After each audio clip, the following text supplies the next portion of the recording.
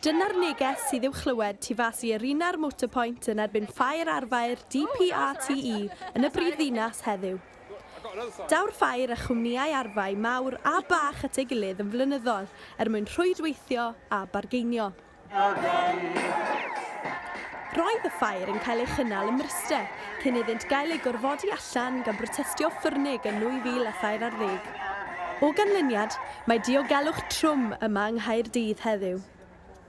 Ymgyrch yn erbyn y masnach arfau sydd wedi trefnu'r brotest, gyda nifer o fudiadau yma'n eu cefnogi. Mae Aled Gwyn a Glyn Tidwell Jones yma yn cynrychioli Cymdeithas y Cymod. Pam yn union i chi yma heddi? Wel, mae'n ddigon amlwg fi'n meddwl pam mae pawb ohonon ni yma oherwydd bod ni'n gwrthwynebu y fasnach arfer. Mae'n gwledydd ni'n dibynnu yn drwm eithriadol ar y fasnach arfau ac fe ddyle hynny fod yn gywilydd i ni. I ni fel pe bai ni o blaid lladd a ddim yn credu fod unrhyw ffordd arall. Ond i ni'n teimlo fod na ffordd arall, sef ffordd heddwch. Ac mae'n rhaid i ladd ddod i ben neu mae'n dyfodol ni yn enbyd iawn. Pam bod hwn yn olygu cyment i chi? Wel, dwi'n credu'n greu iawn nad ydy gynnau bus yn sortio problem trais. Rhaid chi ddim ond edrych ar beth sy'n digwydd yn America. Pawb yn prynu gynnau, trais yn gweithygu. A mae'r un peth yn wir ar lefel fyd eang hefyd.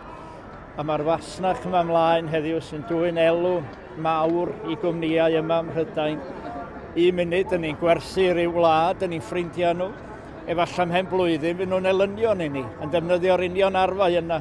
Wrth i ni ffilmio, cafodd un person ei arestio.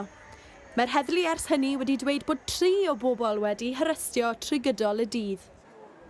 Mae'r protestwyr yn gobeithio bod ei neges yn dod trwyddo yn glir. Wel, mae yna nifer o fudiadau yma sy'n gweithio o ddydd i ddydd dros heddwch.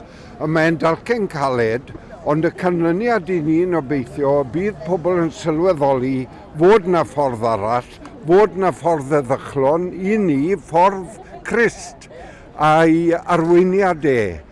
Brawdoliaeth yw'r peth pwysig, nid gelyniaeth. Mae cynrychiolwyr y DPRTE wedi rhyddhau datganiad yn dweud bod y ffair yn ymwneud â phob rhan o'r diwydiant amddiffyn ac nad yw'r rhan fwyaf ohoni yn ymwneud ag arfau nac offer milwrol. Ond, i'r nifer o bobl sydd yma heddiw, nid yw'r geiriau hynny o unrhyw gysur. Mae'r protestio'n parhau, Rhian Floyd ar gyfer hacio.